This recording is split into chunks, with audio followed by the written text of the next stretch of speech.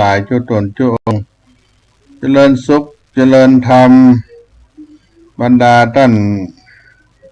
พุทธศาสนิกชนทั้งหลายที่ได้สดับรับฟังธรรมะทางสถานีวิทยุในระบบเครื่อง FM 104.50 เมกะเฮิรตซ์สถานีวิทยุธรรมะวัดฝ่ายหินตำบลสุเทพอำเภอเมืองจังหวัดเชียงใหม่ภาคบ่ายวันนี้ก็มีโอกาสเวลาละได้มาพบกับท่านทั้งหลายเป็นวันสุดท้ายสัปดาห์ในปลายเดือนนี้ตัวใกล้จะหมดเดือนตุลาคม2568วันนี้เป็นวันที่24ตุลาคม2568ก็เหลือเวลาแถมมากี่เดือนก็จะหมดเดือนที่10ของปฏิทินสากลและก็จะใกล้เชียงปีพุทธศักราช2568วันเวลาก็ผ่านพ้นกันไปโดยใช้เวลาบางทีเราก็บะหูตัวมันไปตามระยะเวลาอาจจะบะหูคิงพิงตัวจะหมดปีหมดศักราชไปแล้วเนี่ยญาติโยมหลังจากที่เราท่านทั้งหลายได้ผ่านเทศกาลอันสำคัญก็คือการเข้าพรรษาแล้วก็มาออกพรรษาในปีพุทธศักราช2568เรียกว่ามหาปวารณาผ่านไปที่เราท่านทั้งหลายได้ร่วมกินร่วมทานกันในวันเพ็ญเดือน11หรือว่าเดือนเกี่ยงเพ็งออกพรรษาปวารณากันเรียบร้อยไปแล้วก็หลังจากออกพรรษามันแรม1 ค่ำของเดือน11หรือเดือนเกี่ยงก็ไปถึงเดือนยี่เพ็งเป็นช่วงกาลเวลาของการที่จะได้บำเพ็ญกินทานช่วงสุดท้ายในการเข้าพรรษาก็จะมีการทำบุญกินทานต่างๆได้เพิ่มเติมขึ้นมาก็คือประเพณีในการทำบุญทอดผ้ากฐินนาฏานซึ่งก็เป็นการทำบุญกันที่เราท่านทั้งหลายได้ทำกันอยู่ในช่วงหลังจากออกพรรษา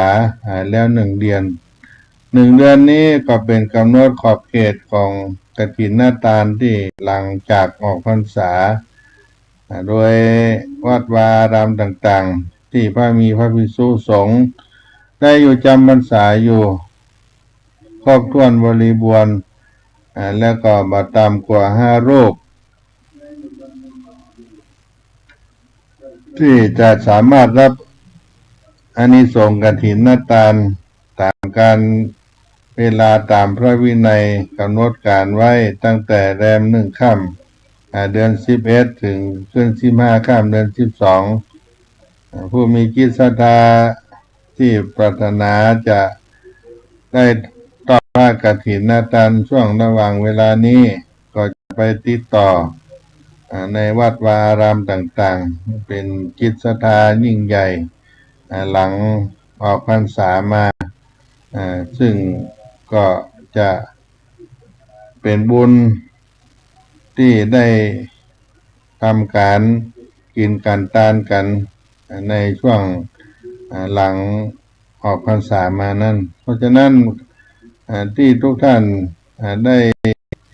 มีโอกาสได้ร่วมกินร่วมทานก็เป็นบุญ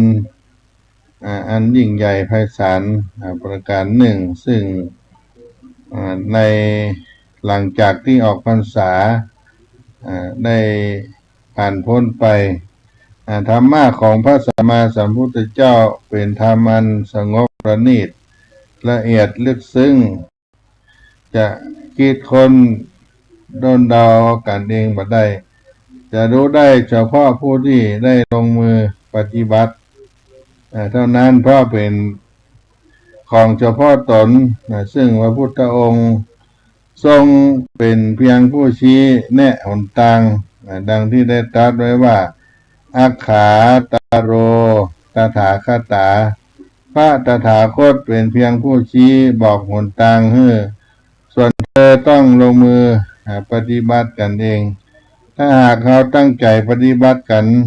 จริงๆปฏิบัติกันอย่างถูกวิธีย่อมเข้าถึงธรรมอย่างแน่นอนเนื่องจากธรรมทั้งหลายเป็นสิ่งที่มีอยู่แล้วมีในตัวมนุษย์ทุกคนในโลกใจเป็นสิ่งที่จะต้องสร้างสมบัติขึ้นมาแต่สามารถเข้าถึงได้ด้วยกันให้ทำจิตทำใจให้สงบในการที่จะได้ศึกษาให้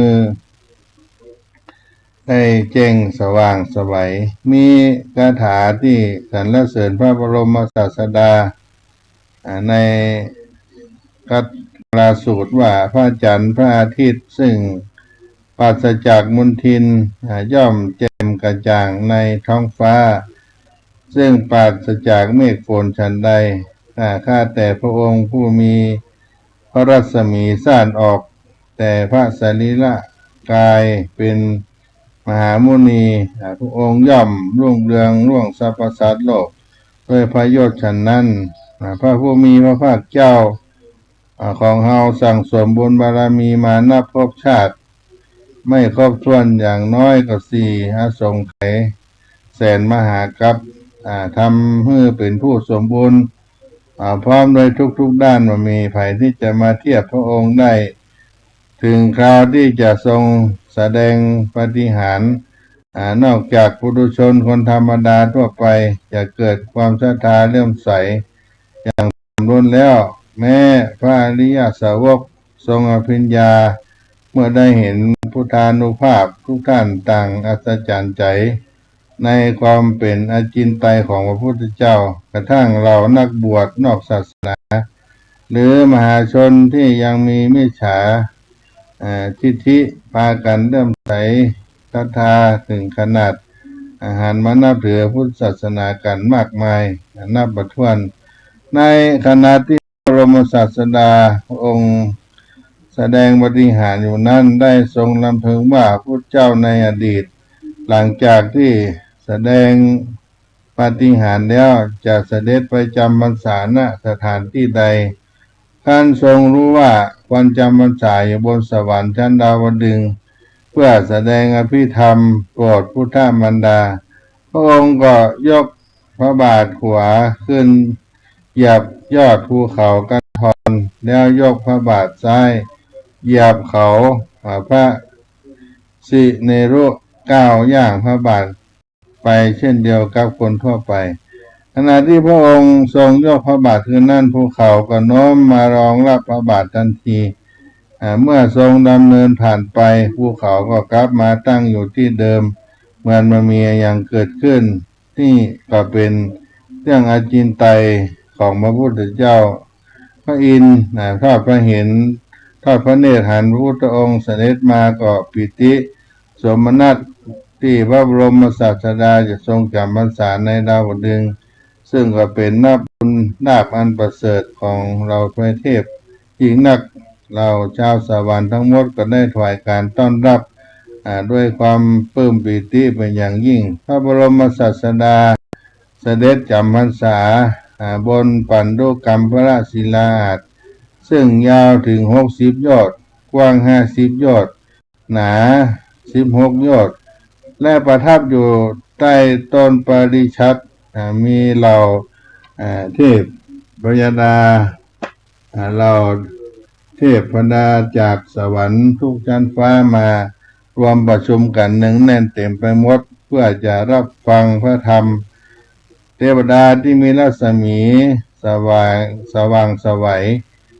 มากมีบุญบารมีมากจะนั่งอยู่ด้านหน้าที่มีรัศมีน้อยก็จะลดหลั่นไปตาม ลำดับแต่รัศมีของเราเทวดามาอาจที่จะไปเทียบสัพพนารังสีของพระสัมมาสัมพุทธเจ้าได้เลยมาชนได้รู้ว่าพระบรมศาสดาเสด็จจำพรรษาในเทวโลกและจะเสด็จกลับไปในวันมหาปวารณาทุกคนก็จึงเฝ้ารอคอยการเสด็จกลับมาของพุทธองค์อยู่บริเวณนั้น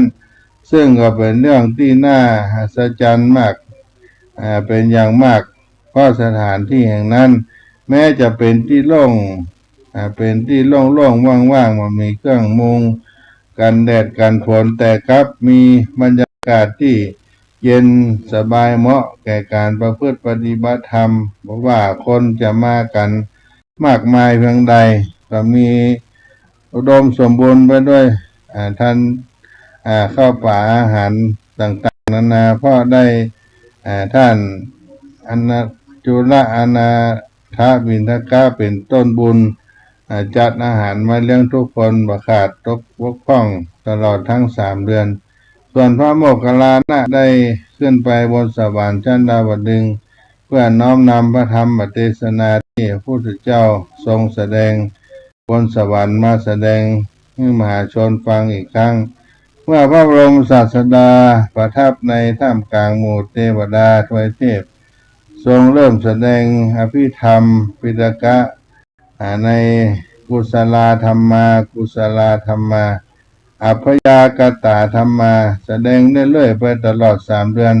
เมื่อกับสิริมหามายาเทพบุตรที่เสด็จลงมาจากสวรรค์ชั้นดุสิตพร้อมด้วยเหล่าทวยเทพบริวารมากมายเมื่อถึงคราวที่จะเสด็จบิณฑบาตพระองค์ก็เนรมิตพุทธานิมิตแสดงพระธรรมแทนจนกว่าพระองค์จะเสด็จครับทุกๆวันพระองค์จะเสด็จไปบิณฑบาตที่อุตรกุโลทวีปและทรงสันนะภัตตาหารที่ซาโนดาตในป่าหิมพานต์พระสารีบุตรจะมาอุปถากพระพุทธองค์พร้อมกับฟังพระธรรมที่พระองค์ได้แสดงสวรรค์จากนั้นก็จะนำไปแสดงแก่สัตว์ที่วิหาริของท่าน500 รูปและเทศสอนมหาชนที่มารอคอยการเสด็จกลับของพระองค์ร่วมกับพระโมคคัลลานะด้วยในพรรษานั้นมีภิกษุ500 รูปซึ่งเคยเป็นค้างคาวหนูก็อยู่ในถ้ำแห่งหนึ่ง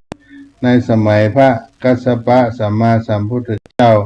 ได้ฟังสวดอภิธรรมต่างก็เกิดความเลื่อมใสในเสียงนั้นด้วยจิตที่เลื่อมใสเมื่อละโลกไปได้ไปบังเกิดเป็นเทวโลกในเทวโลกเสวยทิพยสมบัติศีลพุทธันดรจุติจากเทวโลกก็มาเกิดในกรุงสาวัตถีมีบุญได้มาเป็นหันยมกัปปิหันเกิดความเลื่อมใสในพระพุทธเจ้ามากก็จึงขอบวชในพระพุทธศาสนาทันทีที่ได้ฟังพระอภิธรรมที่ธรรมสัญญาที่เคยได้ฟังเมื่อเป็นค้างคาวหนูที่ก็เกิดขึ้นทำให้เป็นผู้ชำนาญในการในพระอภิธรรมเป็นพิเศษเมื่อออกพรรษาพุทธเจ้าก็แสดงว่าธรรมเทศนาจบลงเหล่าเทวดาก็ได้บรรลุทำพิสมัยเข้าถึงธรรม80,000 โกฏสิริมายาเทพบุตรได้บรรลุโสดาบันวันนั้นก็เป็นวันที่แสงแห่งพระธรรมได้สว่างไสวไปทั่วชั้นฟ้าพระบรมศาสดาก็ตรัสบอกพระอินทร์ว่าถึงเวลาแล้วที่พระองค์จะเสด็จกลับไปสู่โลกมนุษย์มหาชนต่างมารอคอยพระองค์ที่สังกัสสานครทุกคนก็ล้วนมีจิตผ่องใสเจริญพุทธานุสติพระพุทธเจ้ามีอารมณ์ตลอดทั้ง3 เดือนพุทธองค์ตลอดถึง3 เดือนจึงใจก็แก้งกาวสะอาดบริสุทธิ์มากขณะที่พระเจ้าแสดงยมกาปฏิหารพร้อมกับเสด็จลงมายังโลกมนุษย์ด้วยใจที่ใสบริสุทธิ์ของมหาชนในครั้งนั้นกระทำเมื่อสามารถมองเห็นเท ดาบนสวรรค์ทุกชั้นฟ้าที่มาส่งพระองค์เป็นกองทัพของเจ้าสวรรค์ที่เลื่อนลอยมาจากนภาอากาศมีความยิ่งใหญ่พระพุทธเจ้าจักรพรรดิเสด็จออกยัตราทัพเหล่าเทวดาก็ลงมาทางบันไดทองมหาพรหมลงมาทางบันไดเงินส่วนพระสัมมาสัมพุทธเจ้าเสด็จลงมาทางบันไดแก้วมณีทรงเปล่งสะพนรังสีสว่างไสวเรืองรองไปทั่วโลกธาตุแล้วก็เกิดอัศจรรย์คือการเปิดโลกทั้งสามเมื่อหันถึงกันในเวลาเดียวกันคือสวรรค์มนุษย์นรกเห็นกันหมดทั้งเทวดามนุษย์สัตว์นรกสัตว์เดรัจฉานเปรตอสุรกายด้วยตาทิพย์ก็เป็นอัศจรรย์แห่งพุทธานุภาพเมื่อหันความอัศจรรย์เกิดเป็นมหาปิติก็ปาการตั้งความปรารถนาที่จะเป็นพระสัมมาสัมพุทธเจ้าในอนาคตการในภายภาคหน้าเพราะเห็นพุทธานุภาพนั้นบางคัมภีร์ก็ถึงกับกล่าวว่าแม้แต่มดซึ่งเป็นสัตว์เดรัจฉานยังมีความรู้สึกนึกคิดที่จะปรารถนาเป็นพระพุทธเจ้าไปด้วยซึ่งที่เราเรียกว่าออกพรรษาแล้วเรียกว่าวันพระเจ้าเปิดโลกที่มหาชนได้เกิดปีติได้เห็นเหตุการณ์นั้นพุทธองค์แสดงธรรมโปรดสรรพสัตว์ที่มาถวายต้อนรับพระองค์ทั้งนั้นมนุษย์เทวดาก็เข้าถึงธรรมเป็นสิ่งที่น่าอัศจรรย์เพราะฉะนั้นเราท่านทั้งหลายหลังจากที่ได้ออกพรรษามาได้ประพฤติปฏิบัติธรรมได้รำลึกถึงพุทธานุภาพแห่งองค์สมเด็จพระสัมมาสัมพุทธเจ้าก็ได้เกิดสิ่งที่เรียกว่าพุทธานุสติที่เขาได้นึกถึงองค์สมเด็จพระสัมมาสัมพุทธเจ้าในวันพระเจ้าเปิดโลกวันเทโวโรนะก็มาการเวลาหลังที่ออกจากพรรษาที่พระองค์ได้เสด็จออกจากดาวดึงส์เทวโลกก็มีการตักบาตรเทโวโลหณะที่พระองค์ได้อย่างจากโลกลงมาสู่โลกมนุษย์ที่ผ่านมาหลังนั้นก็เป็นเรื่องของการทำบุญที่เราท่านทั้งหลายก็จะได้สืบทอดกันเรียกว่ากฐินทานบุญกฐินหลังจากได้ออกพรรษามา1 เดือนซึ่งก็เป็นการละทานเวลาบางวัดบางวาช่วงนี้ก็ได้จัดการทานกฐินได้อานิสงส์แห่งการทานผ้ากฐินทานกันไปหลายวัดหลายวาซึ่งกฐินทานเป็นการทานประเภทหนึ่งที่เราได้มีโอกาสได้กินได้ทานหลังจากออกพรรษากฐินทานคือการถวายผ้าแด่พระภิกษุสงฆ์ผู้ได้ประพฤติปฏิบัติในการรักษาศีลสมาธิปัญญาในพรรษาในอารามแห่งใดแห่งหนึ่งการถวายกฐินก็เป็นบุญใหญ่สำคัญยิ่งเป็นการละทานที่กำจัดการเวลามีอานิสงส์มากมายให้แก่ผู้ที่ได้มีโอกาสในการทอดถวายผ้ากฐินทานเพราะฉะนั้นการทานกฐินเป็นประเพณีที่สำคัญมีคุณค่าได้รับการสืบทอดปฏิบัติกันมายาวนานในพระพุทธศาสนาทุกคนก็ได้ภาคภูมิใจได้รักษาประเพณีนี้ไว้สืบสานบุญกุศลและความเป็นพุทธศาสนาเฮาให้ได้มั่นคงยั่งยืนตลอดไปกฐินจะเรียกว่าเป็นประเพณีเป็นสังฆกรรมก็ได้เป็นผ้าก็ได้เป็นกิริยาการทอดถวายก็ได้เป็นคำเรียกรวมถึงผ้ากฐินการทอดกฐินสังฆกรรมกฐินเหล่านี้คณะสงฆ์ที่ได้กระทำเรียกว่า การเฮือตาลกฐินก็จะแปลแหมอย่างนึงว่ากฐินแปลว่าสะดึงหมายถึงไม้ที่สำหรับขึงผ้าตึงผ้าเมื่อตรงเป็นรูปสี่เหลี่ยมแล้วก็รูปวงกลมมาขึงแล้วก็จะมาเย็บผ้าให้มันง่ายขึ้นแต่ในอีกความหมายหนึ่งนั้นหมายเอาผ้าจีวรที่ถวายแด่พระสงฆ์มาอยู่จำพรรษาประจำเอาผ้าจีวรที่ถวายแด่พระสงฆ์ที่อยู่จำอารามตลอด3 เดือน1 พรรษานั้นกฐินการน้อมนำผ้าจีวรมาตอดถวายการน้อมนำผ้าจีวรมาวางตอดลงเพื่อถวายแด่ภิกษุสงฆ์บ่ได้จำเพาะเจาะจงแก่ภิกษุรูปใดเทศกาลทอดกฐินจะเรียกอีกแบบคือเทศกาลการได้พัดเปลี่ยนผ้าของพระภิกษุโดยในอดีตการยุคต้นที่พระพุทธศาสนาเริ่มบังเกิดขึ้นผ้าที่ภิกษุได้มานั่นเป็นผ้าที่ได้ที่บ่มีเจ้าของหรือผ้าที่เขาได้ตอดเอาทิ้งไว้เช่นว่าผ้าปันศพห่อศพในป่าจ้าป่าเหี่ยวผ้าที่เพื่อนเอาตอดเอาคลุมไว้ตามกองหยักเยื่อขยะต่างๆที่เป็นเช่นนั้นเพราะผ้าในยุคนั้นเป็นของมีค่าหาได้ยากการที่ภิกษุแสวงหาผ้าที่มีผู้ห่วงเห็นนำมาใช้นุ่งห่มก็จึงแสดงถึงความสันโดษมากน้อยของนักบวชผู้มุ่งแสวงหาทางหลุดพ้นอีกประการหนึ่งจะได้มาเป็นที่หมายปองของหมู่โจรทั้งหลายจะได้เป็นผู้ขโมยลักเอาไปชิงเอาไปเพราะผู้คนในสมัยนั้นรังเกียจผ้าผุปะหรือผ้าเก่าๆหรือว่าเป็นผ้าบดีเป็นเสนียดมันมีภัยอยากได้แต่มาภายหลังพระสัมมาสัมพุทธเจ้าทรงอนุญาตให้ภิกษุรับผ้าที่ขหบดีนำมาถวายได้เนื่องจากหมอชีวกได้กราบทูลเพื่อที่จะถวายผ้าแด่ภิกษุก็หันว่าภิกษุทั้งหลายมีความลำบากในการแสวงหาผ้าเป็นอย่างยิ่งดังนั้นการถวายกฐินคือการถวายผ้าจีวร นั่นเองการทอดกฐินก็เป็นประเพณีของเจ้าพุทธเรานิยมกันมาแต่นมนานมาเมื่อนานหลังออกพรรษาเป็นประเพณีที่ดีงามที่ได้สืบทอดกันเป็นระยะเวลายาวนานล่วงการมา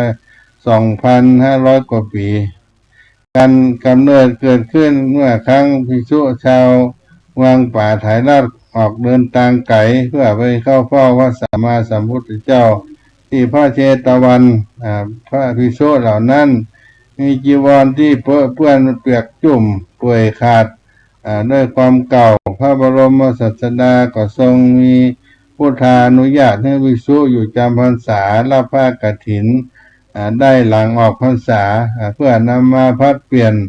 ผ้าเก่าประเพณีทอดกฐินก็เลยเกิดขึ้นมาแต่ครั้งนั้นได้สืบมาจนถึงปัจจุบันนี้เขาก็ได้เตรียมได้นัดหมายการเวลาบางทีก็ได้รวมกันเป็นกลุ่มเป็นคณะเพื่อจะได้สร้างอานิสงส์ได้บุญใหญ่มหาทานที่ได้ทำบุญเป็นพิเศษ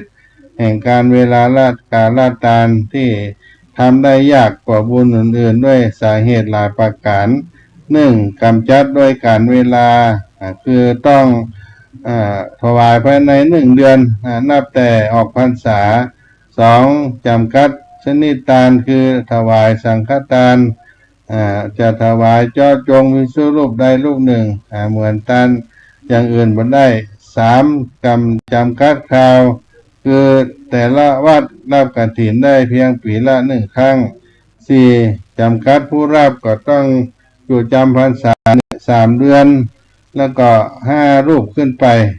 5. จำกัดงานพระภิกษุรับผ้ากฐินจะต้องการกฐินเมื่อเสร็จภายในวันนั้นและจำกัดของถวายก็คือไทยธรรมที่ถวายต้องเป็นผ้าผืนใดผืนหนึ่งในไตรจีวรโดยทั่วไปก็นิยมใช้ผ้าสังฆติไตรธรรม อื่นๆก็เป็นบริวารกฐินเกิดจากพุทธประสงค์พระสัมมาสัมพุทธเจ้าทรงมีพุทธานุญาตให้ภิกษุรับผ้ากฐินเพื่อพัดเปลี่ยนผ้าไตรจีวรเก่าแต่ท่านแต่ให้ทานอย่างอื่นก็ทานอย่างอื่นตายกทูลขอให้อนุญาตเช่นว่าอุบาสิกาวิสาขาขออนุญาตทานผ้าอาบน้ำฝนผ้ากฐินก็เป็นพุทธานุญาตของพระพุทธเจ้าโดยพระองค์เองผ้ากฐินด้วยความหมายก็คือความสำเร็จรูปโดยอาศัยไม้สะดึงนิยมเรียกกันปัจจุบันการทอดกฐินการนำผ้าที่จะทานนั้นไปถวายในต่อหน้าพระสงฆ์5 รูปแล้วก็มีการอปโลกนกรรมให้ภิกษุรูปใดได้รับมอบหมายจากคณะสงฆ์เป็นเอกฉันท์ที่ได้รับผ้ากฐินนั้นกอบเกณฑ์การเวลาก่อน1 เดือนหลังออกพรรษาแล้วก็เป็นการทานที่จำกัดการเวลานอกนั้นก็เรียกว่าการให้ทานกฐินที่เกิดขึ้นกฐินหน้าทานที่ได้ถวายทานอันเป็นประเพณีที่ให้ทานแก่ภิกษุสังฆเจ้าที่อยู่จำพรรษาตลอดการไตรมาส3 เดือนนี้รูปแบบการกินการทานแต่ละวัดละวาต่างๆก็อาจจะแตกต่างกันไปซึ่งก็ถือว่าได้รับการให้ความร่วมมือในกินในทานของศรัทธาญาติโยมพุทธบริษัททั้งหลายกันเป็นอย่างยิ่งซึ่งอานิสงส์กฐินที่พระสงฆ์ที่ได้อยู่จำพรรษานั้นได้รับอยู่5 ประการคืออานิสงส์ได้แสวงหาที่ปฏิบัติธรรมได้ตามสะดวกบ่ต้องบอกลาเที่ยวไปที่อันสงัด2เที่ยวไปได้โดยบ่ต้องนำผ้าจีวรให้ครบสำรับ3ฉันคณโพธิได้คือฉันภัตตาหารร่วมโต๊ะหรือร่วมวงฉันด้วยกันได้4ทรงอดิเรกจีวรได้ตามปรารถนารับผ้าจีวรได้มากผืนจีวรที่เกิดขึ้นนั้นก็เกิดแก่พวกเธอหากได้ผ้าจีวรมาเพิ่มก็สามารถเก็บไว้ใจบ่ต้องเข้าส่วนกลางนี่ก็เป็นอานิสงส์แห่งการได้อยู่จำพรรษาในกฐินทานของเจ้าพูดเฒ่าในหลังจากออกพรรษาก็อู้จากกันไปพักกันสักกรรมก่อนเนาะญาติโยมจะได้อู้จากันหลังจากที่ได้กินข้าวน้ำกินอาหารกลางวันพักกันไปอู้กันไปในวันนี้วันสุดท้ายสัปดาห์วันที่24 ตุลาคม 2568กับเสียงธรรมวัดสลีโสดาพระอารามหลวงในสถานีวิทยุธรรมะวัดฝ่ายหินตำบลสุเทพเมืองจังหวัดเชียงใหม่ในสุดท้ายสัปดาห์เดือนตุลาคมนี้เนาะกฐินทานคือสังฆทานบุญทานยิ่งใหญ่1 เดือนท่านกำหนดไว้นับตั้งแต่วันออกพรรษาถึงขึ้น15 ค่ำเดือน12สิ้นสุดเวลาเป็นการละทานล้ำค่าสืบทอดนานมาแต่ครั้งพุทธกาลขอเชิญชาวพุทธร่วมใจกันทำบุญทอดกฐินบำรุงพระสงฆ์ผู้ทรงศีลทำรงพุทธศาสนายืนนานล้อมรวมศรัทธาเพิ่มพูนกุศลบุญทานต่อยอดประเพณียาวนานทอดกฐินทานตามกาลเวลาสร้างมนุษย์สมบัติสวรรค์สมบัตินิพพานสมบัติเพิ่มพูนศรัทธาปัญญาขจัดความตระหนี่ห่างไกลชีวาสร้างเหตุความร่ำรวยด้วยกฐินทานล้ำค่าสร้างเหตุปัจจัยด้วยศรัทธาด้วยปัญญารู้เห็นธรรมตามจริงข ธุชนสร้างบุญกุศลยิ่งใหญ่ร่วมทอดกฐินด้วยใจสร้างหลักชัยชีวิตไว้พึ่งพิง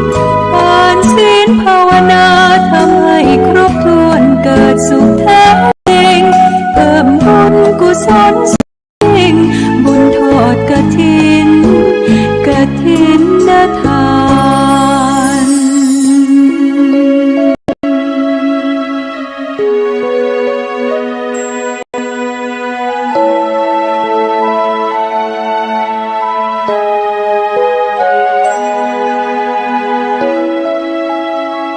สร้างมนุษย์สมบัติสวรรค์สมบัตินิพพานสมบัติเพิ่มพูนศรัทธาปัญญาขจัดความตรณีห่างไกลชีวาสร้างเหตุความร่ำรวยด้วยกฐินทานล้ำค่าสร้างเหตุปัจจัยด้วยศรัทธาด้วยปัญญารู้เห็นทำตามจริงขอเชิญสาธุชนสร้างบุญกุศลยิ่งใหญ่ร่วมทอดกฐินด้วยใจสร้างหลักชัยชีวิตไว้พึ่งพิงผ่านศีลภาวนาทำให้ครบถ้วนเกิดสุขแท้จริงเพิ่มบุญกุศลสูงยิ่งบุญทอดกฐิน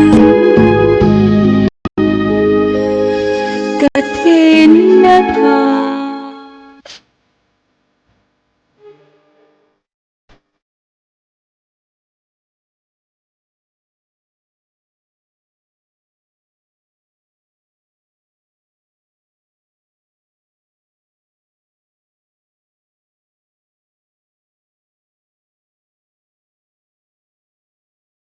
โดยใช้ทำงาน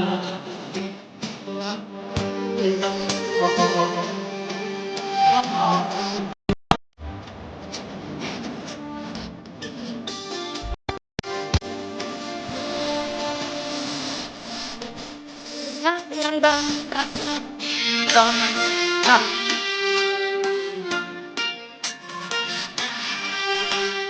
แล้ว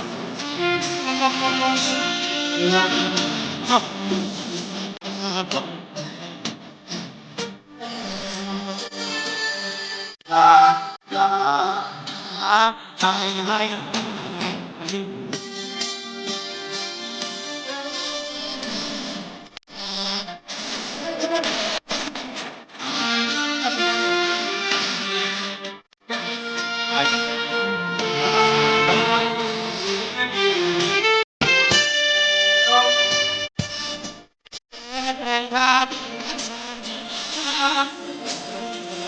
แต่พา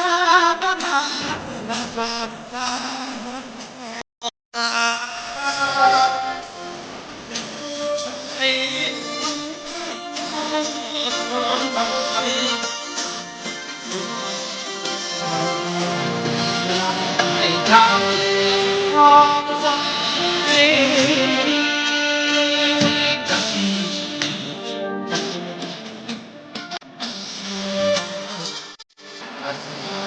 ชาเมวาสียังได้ทวัจดาธรรมวิไล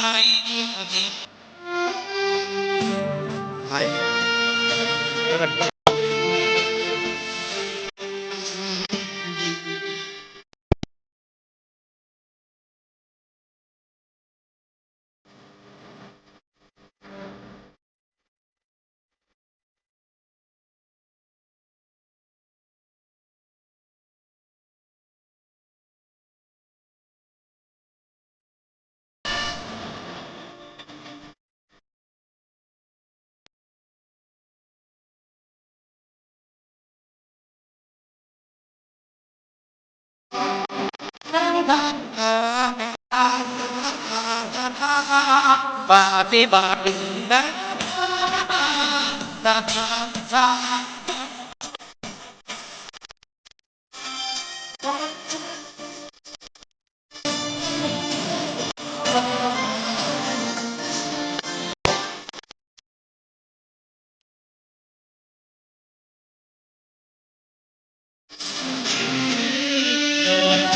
มาทำมา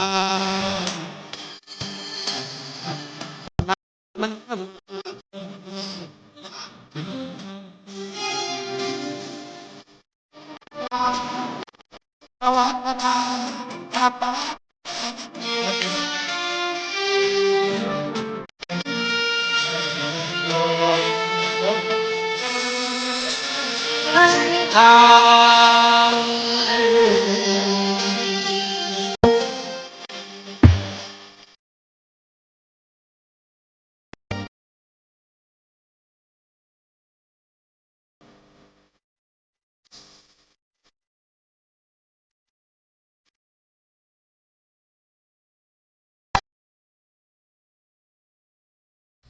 กฐินทานคือสังฆทานบุญทานยิ่งใหญ่1 เดือนท่านกำหนดไว้นับตั้งแต่วันออกพรรษา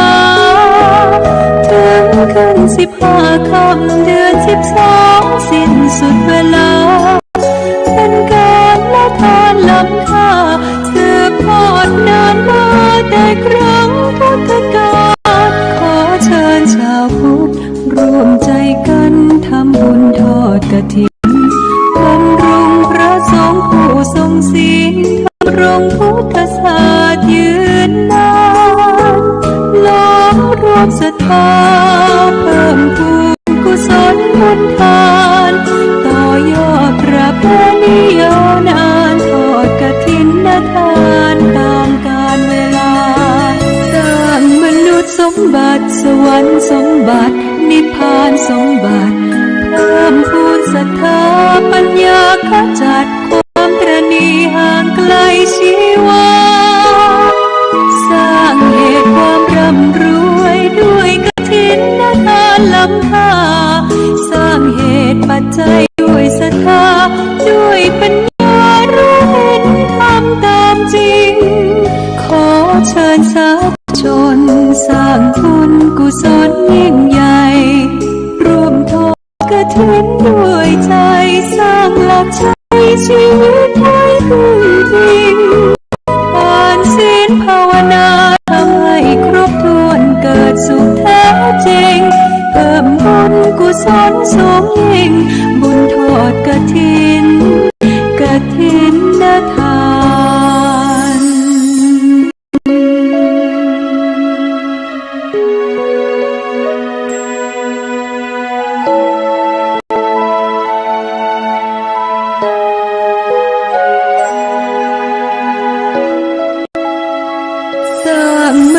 สมบัติสวรรค์สมบัตินิพพานสมบัติเพิ่มพูนศรัทธา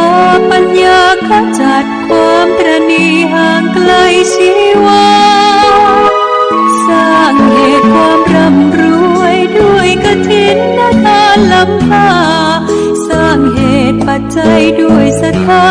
ด้วยปัญญารู้เห็นทำตามจริงขอเชิญสาธุชนสร้างบุญกุศลยิ่งใหญ่ร่วมทอดกฐินด้วยใจสร้างหลักชัยชีวิตให้พึ่งพิงทานศีลภาวนาทำให้ครบถ้วนเกิดสุขแท้จริงเพิ่มบุญกุศลสูงยิ่งบุญทอดกฐินกฐินทาน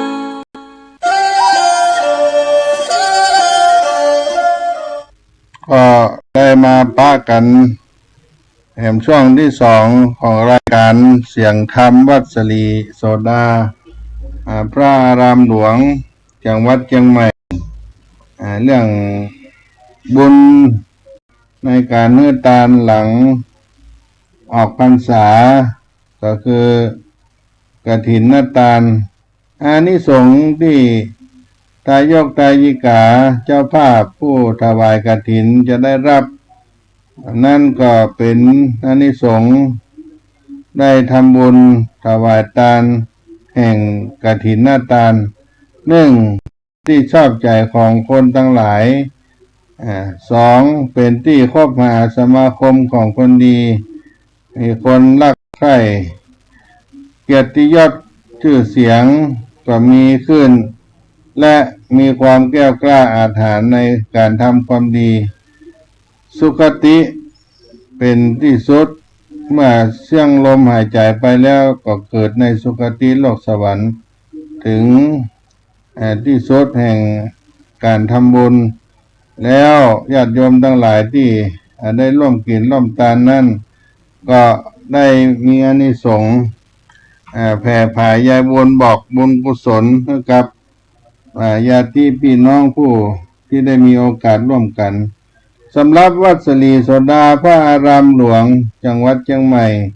ปีนี้วัดสลีโสดาพระอารามหลวงตำบลสุเทพอำเภอเมืองจังหวัดเชียงใหม่มีกฐินพระราชทานวันที่1 พฤศจิกายนพุทธศักราช 2568 พระบาทสมเด็จพระเจ้าอยู่หัวทรงพระกรุณาโปรดเกล้าพระราชทานผ้าไตรผ้ากฐินพระบาทสมเด็จพระเจ้าอยู่หัวทรงพระกรุณาโปรดเกล้าพระราชทานผ้าพระกฐินตามที่มูลนิธิต่อต้านการทุจริตมูลนิธิยุวพุทธพัฒนามูลนิธิสถาบันพัฒนานิติจิตเวชเด็กเยาวชนและครอบครัวขอพระราชทานไปถวายยังที่ชุมนุมสงฆ์วัดศรีโสดาพระอารามหลวงจังหวัดเชียงใหม่วันเสาร์ที่1 พฤศจิกายนพุทธศักราช 2568 เวลา 14 นาฬิกาก็เชิญชวนสาธุชนผู้มีจิตศรัทธาโอกาสที่จะได้มาร่วมบุญกุศลถวายผ้ากฐินพระราชทานวัดศรีโสดาพระอารามหลวงจังหวัดเชียงใหม่ในวันที่1 พฤศจิกายนที่จะถึงนี้ก็ติดต่อสอบถามร่วมบุญกันได้ทางอาตมาภาพว่าครูปัญญาสังฆการนี้ก็ได้หรือทางวัดสลีโสดาพระอารามหลวงได้ตลอดเวลาตั้งแต่ 8 โมงถึง 4 โมงเย็น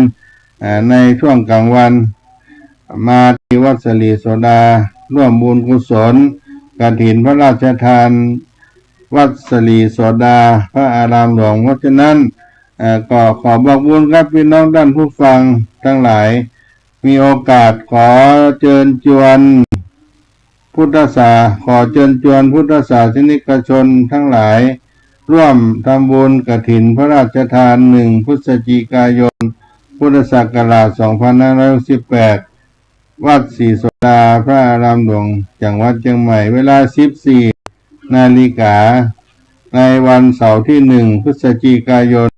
พุทธศักราช 2518 ที่จะถึงนี้ก็น้อมบอกบุญกุศลกับศรัทธาพี่น้องท่านสาธุชนมาร่วมกันเนิ่นได้ร่วมบุญกุศลในวัดสลีโสดาพระอารามหลวงจังหวัดเชียงใหม่ปีนี้อยู่จำพรรษาประมาณ300 กว่ารูปทั้งพระภิกษุและสามเณรก็บอกบุญกุศลครับญาติโยมมีโอกาสได้มาร่วมกันเมื่อวันที่1 พฤศจิกายนพุทธศักราช 2568 วันกฐินพระราชทานวัดศรีโสดาพระอารามหลวงจังหวัดเชียงใหม่เราได้พูดเรื่องบุญกฐินกฐินนาตาลกันไปก็เป็นการมามาจ๋ามาเพิ่มมาเติมมาย้ำมาเตือนให้ท่านตั้งสาธุชนตั้งหลายที่ได้มีโอกาสสดับรับฟังธรรมะกันตั้งสถานีวิทยุการฟังธรรมนั่นก็เป็นอานิสงส์ที่เราได้ฟังสิ่งที่บ่เคยฟังในสิ่งที่บ่เคยฟังและเข้าใจแจ่มชัดยิ่งขึ้นและบรรเทาความสงสัย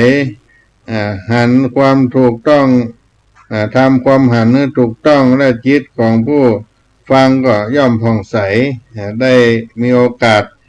ได้สดับรับฟังธรรมะกันตลอดเวลาซึ่งก็เป็นบุญเป็นกุศลซึ่งประเพณีอานิสงส์ประเพณีการทานผ้ากฐินทาน หรือว่าได้รับอานิสงส์ตามท่านทั้งหลายก็ได้สดับรับฟังกันกับครูบาอาจารย์ต่างๆที่เพิ่นได้มีโอกาสได้นำเอามาเป็นธรรมทานแก่เฮาซึ่งอาตมาภาพก็ได้อู้จาเพื่อได้ทบทวนให้การฟังของท่านทั้งหลายในเรื่องประเพณีการทอดกฐินเป็นประเพณีที่มาแต่ครั้งพุทธกาลเป็นประเพณีที่พุทธศาสนิกชนทั้งหลายทุกยุคทุกสมัยมีความนับถือกันว่าเป็นยอดของมหากุศลผลบุญและก็เป็นปัจจัยนำให้ผู้ได้ทอดกฐินนั้นได้ประสบความสุขความเจริญในโลกนี้โลกหน้าตลอดกาลนานการทอดกฐินก็มีกำหนดการเวลาตั้งแต่แรมค่ำเดือน11ไปถึงกลางเดือน12ซึ่งมีกำหนดเวลา1เดือนหรือว่าอู้กันในภาษาเมืองเหนือเขาว่าเดือนเกียงเหนือแฮม1ค่ำไปถึงเดือนยี่เพ็งหลังจากออกพรรษาแล้วมีการทำบุญถวายทานทอดกฐินเป็นประเพณีที่เป็นพุทธบัญญัติขององค์สมเด็จพระสัมมาสัมพุทธเจ้าท่านสาธุชนพุทธบริษัททั้งหลายนั้นท่านทั้งหลายก็มีโอกาสได้มีส่วนร่วมได้สร้างบุญได้สร้างกุศลประกอบบุญกุศลและก็หวังบุญเป็นอานิสงส์ในภายภาคหน้าได้ร่วมบุญร่วมกุศลหวังเกิดความสุขนั่นก็คือทิฏฐะธรรมิกสุขสุขในโลกอย่างนี้อย่างหนึ่งสัมปรายกสุขสุขในโลกเบื้องหน้าอย่างหนึ่งปรมัตถสุขสุขนี่คือพระนิพพานเป็นอย่างหนึ่งความสุขทั้ง3อย่างนี้ก็เป็นความปรารถนาของสาธุชนผู้มีศรัทธาต่อการทำบุญทอดกฐินการทอดกฐินในประเทศไทยเฮานั้นซึ่งนิยมปฏิบัติกันอยู่ในขณะนี้ก็มีอยู่2อย่างพระอารามใดเป็นพระอารามหลวงพระบาทสมเด็จพระเจ้าอยู่หัวได้เสด็จพระราชดำเนินไปพระราชทานผ้าทอดพระกฐินด้วยพระองค์เองบ้างได้พระราชทานให้พระบรมวงศานุวงศ์ได้ไปถวายผ้ากฐินแทนพระองค์บ้างได้พระราชทานให้กระทรวงทบวงกรมกองต่างๆได้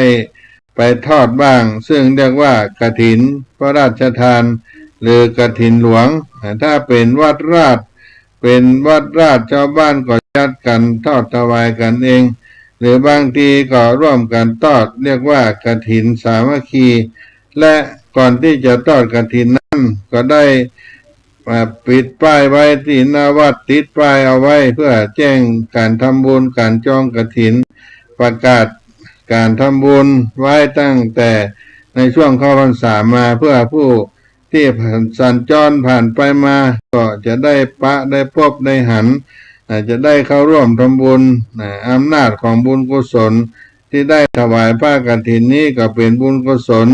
ที่ใหญ่หลวงผู้ถวายจะปรารถนาซึ่งผลใดๆในสัมปรายภพก็จะสำเร็จด้วยดังมโนรสความปรารถนาและถ้าจะปรารถนาพุทธภูมิก็ดีปัจเจกภูมิก็ดีสาวกภูมิก็ดีสาวิกภูมิก็ดีเมื่อมีวาสนาบารมีแก่กล้าแล้วก็จะได้สำเร็จดังมโนปณิธานความปรารถนาเหมือนดังเจ้าภาพทั้งหลายในปัจจุบันหรือในอดีตที่มีพระเจ้าจิตรราชพระบรมโพธิสัตว์ได้ถวายผ้ากฐินทานแก่พระพุทธเจ้าทรงพระนามว่าโกดัญญะพระองค์ได้ปฏิฐานตั้งปรารถนาของได้พุทธภูมิก็ได้สำเร็จดังพระราชประสงค์ทุกประการเมื่อพระบารมีแก่กล้าแล้วพระเจ้าจิตรราชนั้นก็ได้มาตรัสรู้เป็นพระอรหันตสัมมาสัมพุทธเจ้าคือได้เป็นองค์สมเด็จพระบรมศาสดาสัมมาสัมพุทธเจ้าของเราทั้งหลายนี้ ซึ่งมีเรื่องปรากฏในอาติเตวราชชดกที่สมเด็จพระบรมศาสดาได้ทรงพระปรารภปุพจริยาของพระองค์ให้เป็นต้นเหตุแล้วพระองค์ได้ทรงนำมาตรัสเทศนาให้แก่ภิกษุทั้งหลายที่ได้ประชุมสนทนากันอยู่ในธรรมสภาด้วยเรื่องที่จิตตราชทรงทราบว่าการถวายผ้ากฐินนั้นมีอานิสงส์มากดังที่ได้กล่าวมาแล้วนี่ก็จึงไปจวนหมู่ญาติทั้งหลายได้พร้อมเพรียงกันจัดผ้าเป็นกฐินทานขั้นพระภิกษุรับผ้ากฐินแล้วก็ได้พร้อมใจกันถวายแก่ภิกษุรูปใดรูปหนึ่งมีคุณสมบัติสมควรตามที่พระพุทธเจ้าทรงอนุญาตเพื่อให้ภิกษุรูปนั้นไปทำจีวรซึ่งภิกษุทั้งหมดก็จะต้องช่วยกันทำการเสร็จก็แจ้งให้ทรงทราบเพื่อจะอนุโมทนากฐินทานจึงเป็นพุทธประเพณีก่อให้เกิดความสามัคคีอย่างน่าอัศจรรย์ท่านทั้งหลายฟังเรื่องดังกล่าวโดยพิสดารดังที่ในอดีตการเมื่อสมเด็จพระสัมมาสัมพุทธเจ้าทรงพระนามว่าโกณัญญะได้ทรงอุบัติขึ้นในเมืองสัมมาวดีพระโกณัญญะพระพุทธเจ้านั้นมีพุทธบิดาทรงพระนามว่าอนันตราชมีพระมารดาทรงพระนามว่าสุชาดา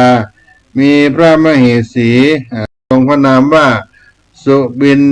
นาเทวีพระโกณัญญาพุทธเจ้านั้นได้เป็นฆราวาสของราชสมบัติอยู่10,000 ปีได้เสด็จออกสู่มหาพิเนศกรมด้วยยานพาหนะทรงกระทำความเพียรอยู่10 เดือนแล้วทรงพระองค์ก็ได้ตรัสรู้พระสัมพุทธตัญญาณที่โคนต้นไม้ขานางได้เป็นพระสัมมาสัมพุทธเจ้าอุบัติในโลกมีพระภิกษุสงฆ์ประมาณ100,000 โกฏเป็นบริวารได้ทรงเสด็จโปรดเป็นนายสัตว์สรรพสัตว์ทั้งหลายเป็นลำดับมาจนถึงเมืองอรัญญาวดีที่เมืองอรัญญาวดีพระบรมโพธิสัตว์ผู้เป็นพระสัมมาสัมพุทธเจ้าของเราได้กำเนิดเป็นพระบรมจักรพรรดิทรงพระนามว่าพระจักรพรรดิจิตรราชมีอำนาจไปทั่วทวีปทั้ง4เมื่อพระเจ้าจิตรราชบรมจักรพรรดิได้ทรงทราบว่าพระโกณัญญาสัมมาสัมพุทธเจ้าได้เสด็จมาถึงประเทศของเราประเทศของพระองค์ก็ทรงมีความสมพระนาถยิ่งนักจึงเสด็จไปต้อนรับพร้อมด้วยข้าราชบริพารทั้งหลายแล้วอัญเชิญพระศาสดาเสด็จเข้าสู่พระราชนิเวศแล้วพระเจ้าจิตรราชพร้อมด้วยบริวารก็ได้ถวายอาหารทานต่างๆเมื่อเสร็จจากภารกิจแล้วพระองค์จึงหลั่งน้ำทักษิโนทกก็คือน้ำที่หลั่งในเวลาให้ทานเมื่อเสร็จกิจแล้วก็จึงสั่งให้ทำความสะอาดราชอุทยานของพระองค์เป็นพุทธาวาสของสงฆ์พระโกณัญญาสัมมาสัมพุทธเจ้าก็ได้เสด็จจำพรรษาอยู่ในอัญชนะราชอุทยานพร้อมด้วยภิกษุเป็นพุทธบริวารพระเจ้าจิตรราชได้ถวายทานเป็นเนืองนิดครั้นว่าครบ3 เดือนแล้วพระโกณัญญาสัมมาสัมพุทธเจ้าพร้อมด้วยภิกษุสงฆ์ก็ได้ทำปวารณาพรรษาพระเจ้าจิตรราชมีพระราชประสงค์จะบริจาคมหาทานนั้นยิ่งใหญ่จึงมีพระบรมราชโองการเมื่อเปล่าร้องประชาชนประดับตกแต่งพระนครของพระองค์ด้วยจอดจ้างตรงใจธงต่างๆนานาปลูกต้นกล้วยต้นอ้อยไว้2 ข้างทางตั้งแต่อัญชนะราชอุทยานถึงพระ นิเวศของพระองค์ลุงเจ้าพระเจ้าจิตรราชรับสั่งให้ข้าราชบริพารถือเอากู้ผ้าคนละกู้ในเครื่องสักการะคนละสำรับแล้วเสด็จไปตามทางที่ตกแต่งประดับประดาเอาไว้ขั้นถึงพระราชอุทยานก็ถวายกู้ผ้าเป็นผ้ากฐินพระภิกษุสงฆ์มีสมเด็จพระโกณฑัญญาพุทธเจ้าเป็นประธานแล้วทรงได้เปล่งวาจาว่าข้าพเจ้าขอถวายผ้ากฐินแด่พระภิกษุสงฆ์เมื่อเสด็จจากพิธีถวายผ้ากฐินแล้วก็ทรงประทับอยู่ราชอาณาแล้วจึงทรงถวายภัตตาหารแก่ภิกษุสงฆ์สมเด็จพระโกณฑัญญาสัมมาสัมพุทธเจ้าก็ประทับเสด็จประทับหน้าท่ามกลางแห่งภิกษุฝ่ายสงฆ์ทั้งหลายในท่ามกลางแห่งภิกษุสงฆ์ฝ่ายพระเถระเจ้าชื่อพระพัฒานิกรรมก็ได้การกฐินเมื่อเสร็จจากการกฐินแล้วสมเด็จพระโกณฑัญญาพุทธเจ้าก็เสด็จประทับในท่ามกลางพุทธบริษัทสี่คือภิกษุภิกษุณีอุบาสกอุบาสิกาส่วนพระเจ้าจิตรราชก็เสด็จเข้าไปใกล้สมเด็จพระสัมมาสัมพุทธเจ้าถวายบังคมด้วยเบญจังคประดิษฐ์แล้วก็ตั้งปณิธานว่าอิมินากฐินาทานีนาพุทโธโหมินาคเตยะธาสัพพัญญุตะปัตโตตาระยิสามิปานินังด้วยอำนาจกฐินทานนี้ของข้าพเจ้าได้สำเร็จเป็นพระพุทธเจ้าพระองค์หนึ่งในอนาคตการโน้นนั่นเถิดในการที่ข้าพเจ้าได้ตรัสรู้เป็นพระสัมมาสัมพุทธเจ้าแล้วก็จะลื้อขนสรรพสัตว์ให้พ้นจากวัฏสงสารท่านจบกรรมอธิษฐานแล้วสมเด็จพระโกณฑัญญาสัมมาสัมพุทธเจ้าทรงพิจารณาดูแล้วเห็นว่าพระมหากษัตริย์พระองค์นี้จะสำเร็จเหมือนสำเร็จสมประสงค์จึงพยากรณ์ว่าดูก่อนภิกษุทั้งหลายในที่สุดแห่งสามอสงไขยกับนับแต่การนี้ไปอนาคตการในภาคหน้าพระบรมจักรพรรดิองค์นี้จะได้เป็นตรัสรู้เป็นพระสัมมาสัมพุทธเจ้าทรงพระนามว่าโคดมพระนครที่ประสูติก็มามีนามว่ากบิลพัสพระพุทธบิดาทรงพระนามว่าสดิสุโธธนะมหาราชพระนามของพระพุทธมารดาทรงว่าสิริมหามายาทีวีจะมีพระอัครมเหสีทรงพระนามว่าพิมพาจะมีพระราชโอรสมีพระนามว่าราหุลกุมารพระโคตมะพุทธเจ้านั้นจะครองเรือนเป็นฆราวาส29 ปีแล้วเสด็จออกสู่มหาพิเนศกรมด้วยม้ากันทกะจักทรงทำทุกกิริยาอยู่6 ปีได้ตรัสรู้เป็นพระสัมมาสัมพุทธเจ้าในวิสาขบูรณมีเดือนเพ็ญเดือน6จะมีปริภาชกทั้งสองชื่อโกสิตาและอุปาติสะเป็นพระอัครสาวกซ้ายขวาจะมีพระภิกษุอุปถากชื่ออานนท์และมีอัครสาวกทั้งสองชื่อก็คืออัครสาวิกาสองชื่อก็คือเขมาภิกษุณีและอุบลวรรณาภิกษุณีจะมีภิกษุณีจะมีอุบาสกชื่ออนาถะเป็นนิกะเศรษฐีจะมีมหาบาสิกาชื่อวิสาขาขั้นสมเด็จพระเจ้าจิตรราชบรมจักรพรรดิได้ทรงสดับพระพุทธยากรนั้นแล้วก็ทรงยินดีปราโมทย์เป็นอย่างยิ่งยกพระหัตถ์ทั้งสอง ขึ้นถวายนมัสการสมเด็จพระสัมมาสัมพุทธเจ้าพระนามว่าโกณฑัญญะได้แสดงพระโกณฑัญญะได้แสดงธรรมเทศนาเป็นคณกถานี่ก็เป็นเรื่องราวของกฐินที่ได้มีการทำบุญการให้ทานมาเป็นโดยที่ว่าได้ทำบุญกันมาเพราะฉะนั้นญาติโยมทั้งหลายบุญกุศลที่เราได้ทำได้จองกฐินได้ทำบุญเป็นกฐินพระราชทานกฐินหลวงกฐินต่างๆนานาได้เฮือตาลนี่แล้วก็เป็นพระรานิสงส์ที่เกิดขึ้นกับตัวเฮา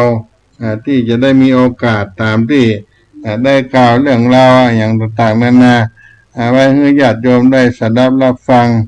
เรื่องของกฐินนาตาลก็พักกันสักกรรมก่อนว่าจะได้ฟังกีตาธรรมจากเสียงธรรมวัดสลีโสดาพระ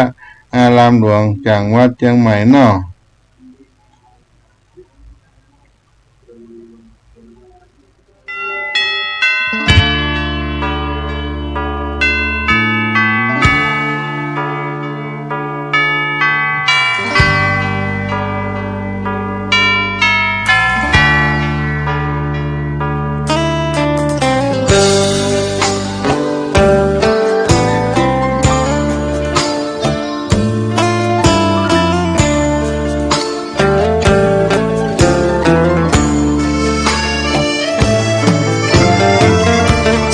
ชวนทุกท่านเข้าวัดเข้าวา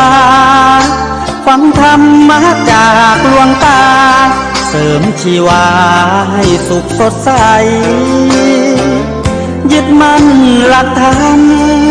คำสอนไว้ให้ขึ้นใจความดีรีบทำกันไว้หญิงชายอย่าได้นายนี้เชิญชวนทุกท่านเข้าวัดเข้าวาทำบุญด้วยจิตศรัทธาบุญพาให้เราสุขีจะทำการใดนำใช้ในสิ่งดีทำบุญให้ทานวันนี้ไม่มีใครว่าใครชังสมัยก่อนประทับใจปู่ย่าตายายวันพระไม่เคยเบื่อหน่ายจำได้ไม่ลืมสักครั้งเหตุใดวันนี้มีคนเข้าวัดน้อยจังอยากให้เหมือนก่อนอีกครั้งฝากความหวังกับคนรุ่นใหม่เชิญชวนทุกท่านเข้าวัดเข้าวารับศีลรับพรหลวงตาเสริมคุณค่าให้กับจิตใจกระทำความดีเรื่องนี้ไม่ต้องอายใครว่างจากการงานเมื่อใดเชิญชวนท่านไปทำบุญ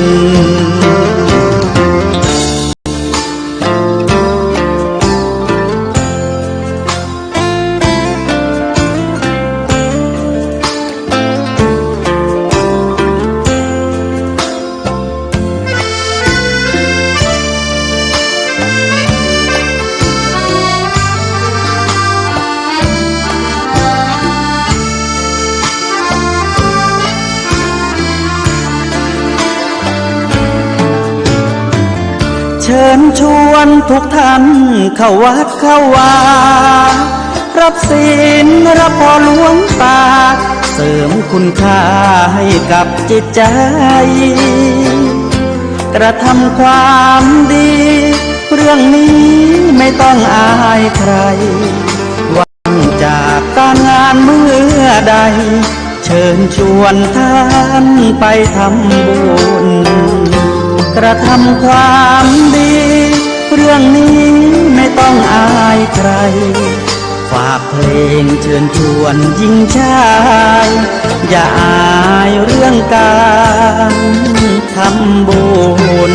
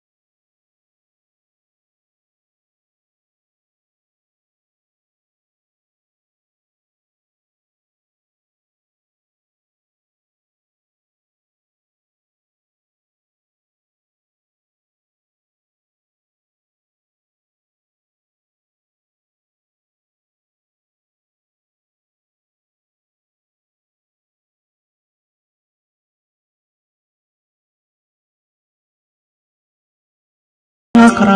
ให้ใจมองเศร้าร่ำรวยอย่างไรช่างเขาขอเพียงเราพอเพียงที่มีใหญ่โตแค่ไหนมากเงินทองกองเท่ากิรีถ้าหากใครซึ่งความดีไม่มีความหมายอายคนนินทาเป็นบุญหนุนนำตัวเราได้ฟังธรรมะตั้งแต่เช้าขัดเกลาจิตใจเรื่อยมาหลวงพ่อเจ้าคุณพระเทพคือกูลศรัทธาให้พระมาเทศนา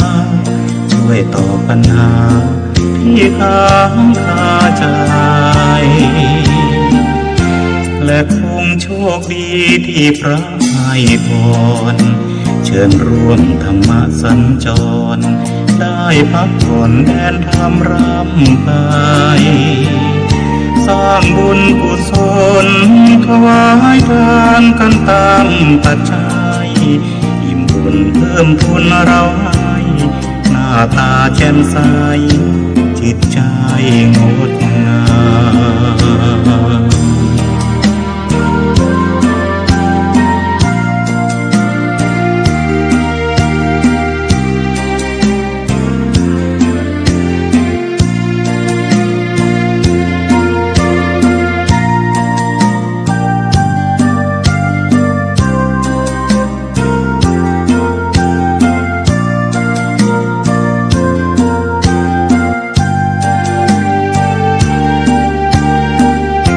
และคงโชคดีที่พระให้พ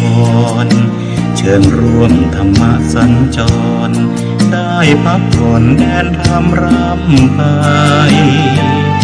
สร้างบุญกุศลถวายทานกันตามปัจจัยอิ่มบุญเพิ่มทุนเราให้หน้าตาแจ่มใสจิตใจงดงาม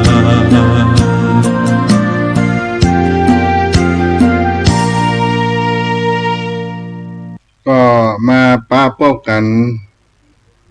ในช่วงสุดท้ายรายการก่อนอู้จากกันไปเรื่องการทำบุญฮือทานในประเพณีการทอดผ้ากฐินหลังออกพรรษาซึ่งก็ถือว่าการได้สร้างบุญกุศลได้ประพฤติความดีงามเกิดขึ้นกับตัวเฮาอันความประพฤติดีก็คือได้ประพฤติตนให้เป็นคนดีย่อมเป็นที่ปรารถนาของคนทั้งหลายทั่วไป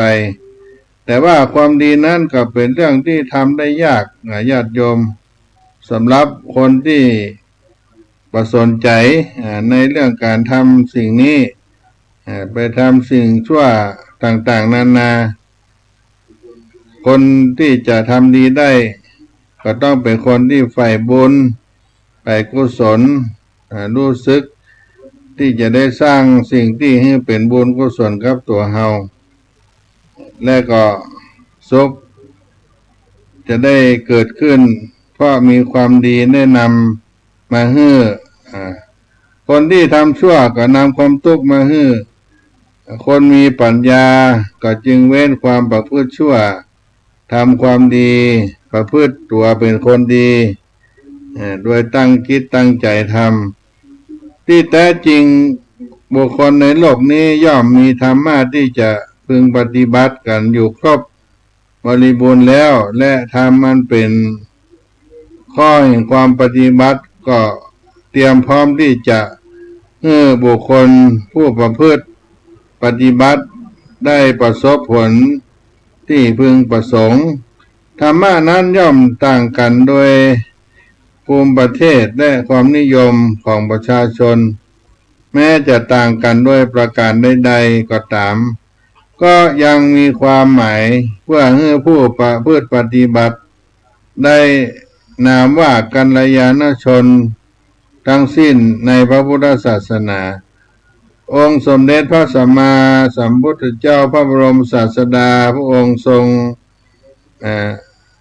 ประสงค์ให้สาธุชนได้รับความสุขความเจริญด้วยการประพฤติดีปฏิบัติชอบให้ประกอบกรรมอันเป็นสุจริตก็จึงได้ตรัสเป็นพุทธประสิทธิ์คำสอนคำเตือนใจต่างๆให้กับศรัทธาสาธุชนดังเช่นสุภาษิตที่ว่าธรรมันจเรสุจาริตังนาตังทุจาริตังจเรธรรมจารีสุขังเสติอัสสมิงโลเกปะรัมมิจาติอันนี้ก็เป็นธรรมะที่สุภาษิตที่ประกอบไปด้วยธรรมะที่อันสุจริตเรียกว่าบุคคลที่ประพฤติปฏิบัติธรรมให้สุจริตไม่พึงประพฤติธรรมนั้นให้ทุจริตเพราะผู้มีปกติประพฤติธรรมย่อมอยู่เป็นสุขทั้งโลกนี้และโลกหน้าดังนี้แท้จริงธรรมดาบุคคลจะทำตนให้ดีเป็นที่รักใคร่นับถือของผู้อื่นต้องอาศัยการรู้จักฐานะอันเป็นหน้าที่ของตนตนมีหน้าที่อย่างใดก็ต้องทำอย่างใดต้องปฏิบัติอย่างใดแล้วก็ปฏิบัติหน้าที่ให้ถูกต้อง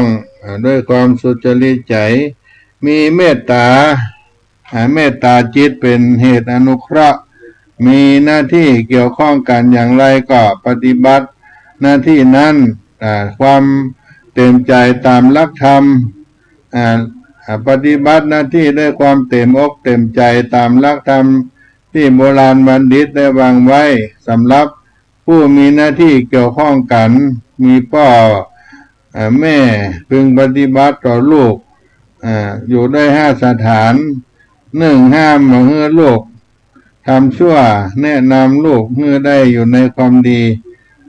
ศึกษาศิลปวิทยาหาคู่ครองสมควรให้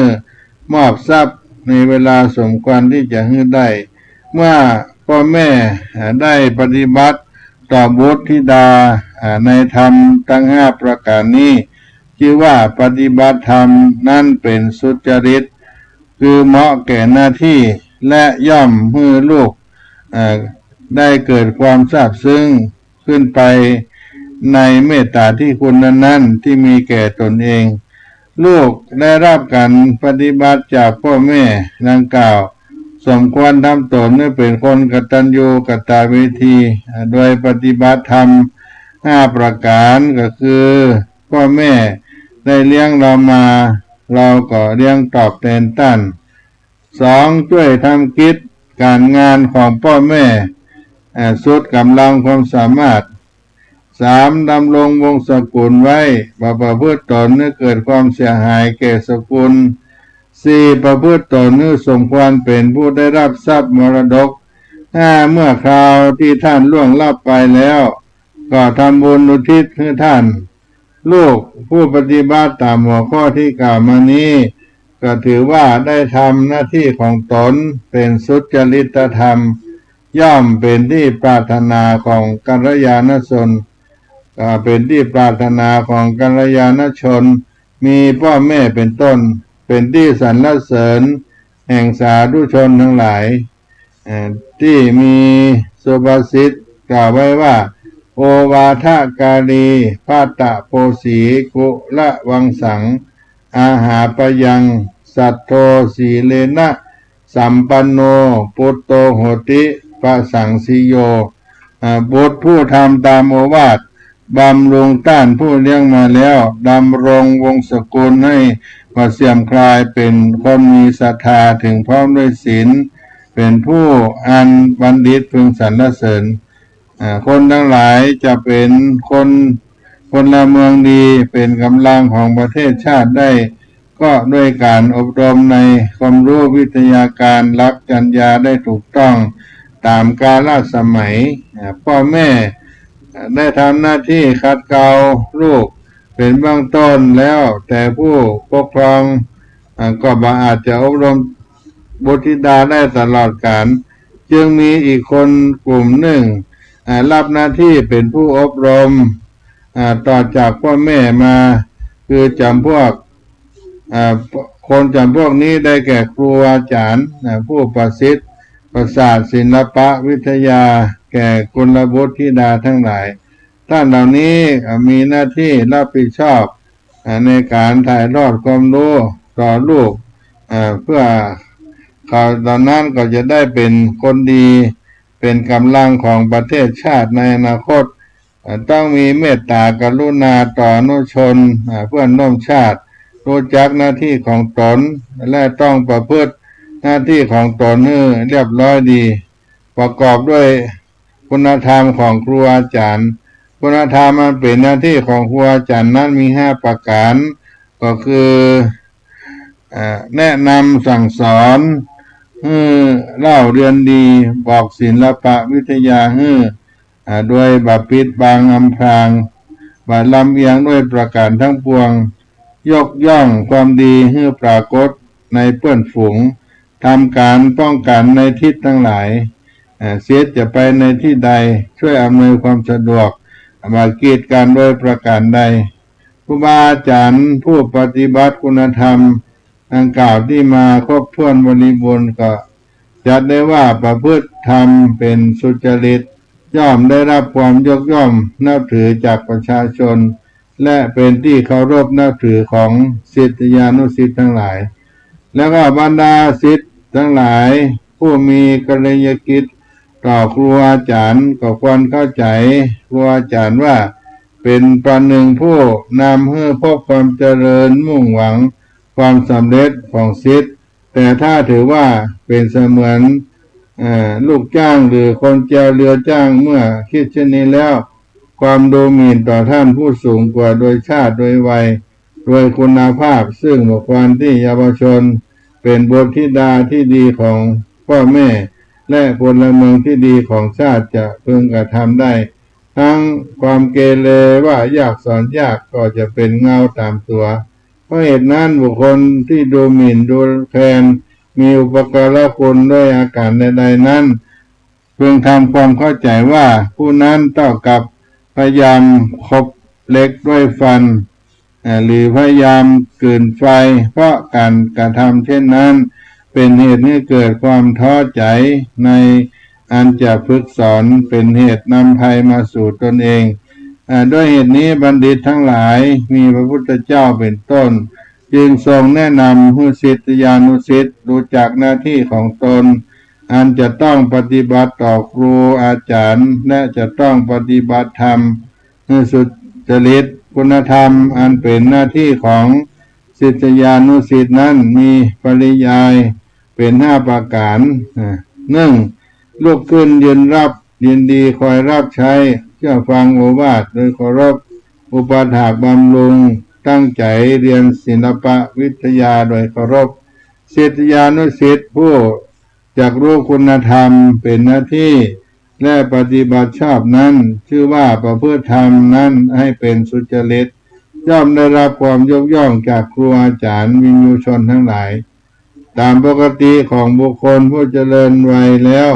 จำต้องมีที่มีอาศัยมีที่อยู่อาศัยมีครอบครัวเป็นตัวตนเป็นรากฐานมีคู่ครองเพื่อช่วยกันทำความช่วยกันคิดช่วยกันหาและรักษาทรัพย์สมบัติสามีภรรยาบางคู่อยู่กันไปบ่ได้นานนักก็มีอันจะต้องแยกจากกันที่แยกกว่านั้นบางคนมีลูกด้วยกันยังแยกจากกันก็มีจากผู้อยู่ด้วยกันตลอดชีวิตทั้งนี้ด้วยอำนาจการรู้จักปฏิบัติตามหน้าที่ของตนให้เป็นสุจริตมากน้อยตามฐานะอันสามีภรรยา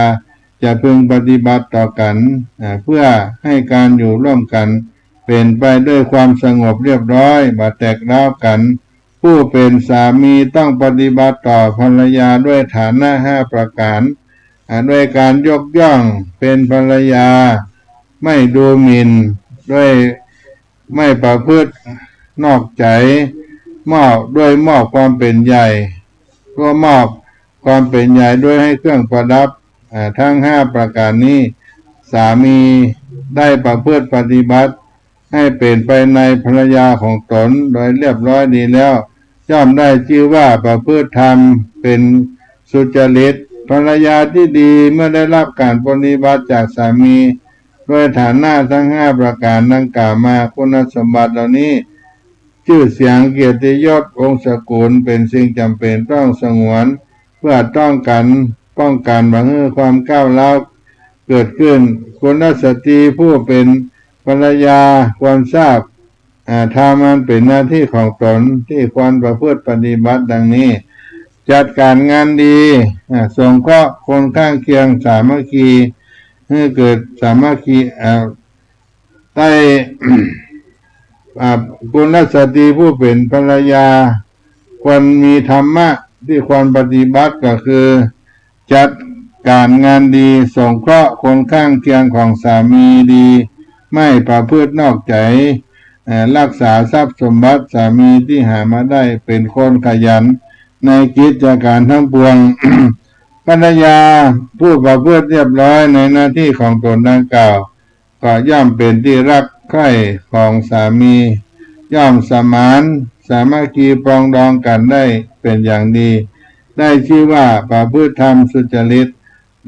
การดำรงชีวิตอยู่ในโลกจะอยู่โดยลำพังคนเดียวก็เป็นไปบ่ได้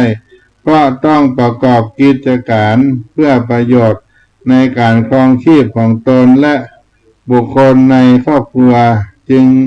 จำต้องการติดต่อคบหาสมาคมกับเพื่อนมนุษย์ด้วยการเป็นธรรมดาดังนั้นบุคคลผู้จะคบมิตรจะต้องรู้หน้าที่ที่จะพึงประพฤติต่อกันว่าควรทำอย่างไรจึงจะสำเร็จประโยชน์ในการคบหาพระบรมศาสดาทรงแสดงธรรมที่มิตรจะพึงปฏิบัติต่อมิตรไว้1ให้ปันสิ่งของที่ควรให้ปัน2เจรจาด้วยคำไพเราะ3ประพฤติประโยชน์ต่อกัน4ประพฤติเป็นผู้มีตนเสมอไม่เย่อหยิ่ง5ไม่แกล้งกล่าวให้คลาดเคลื่อนจากความจริงบุคคลผู้ประพฤติดีในหน้าที่ของตนดังกล่าวมานี้จัดว่าประพฤติมิตรธรรมให้สุจริตย่อมเป็นที่รักใคร่ของมิตรสหายผู้ร่วมคบหาสมาคมบุคคลผู้ได้รับอุปการะอัธยาศัยอันดีจากมิตรสหายของตนแล้วความบำเพ็ญจรรยาอันดีต่อกันโดยไมตรี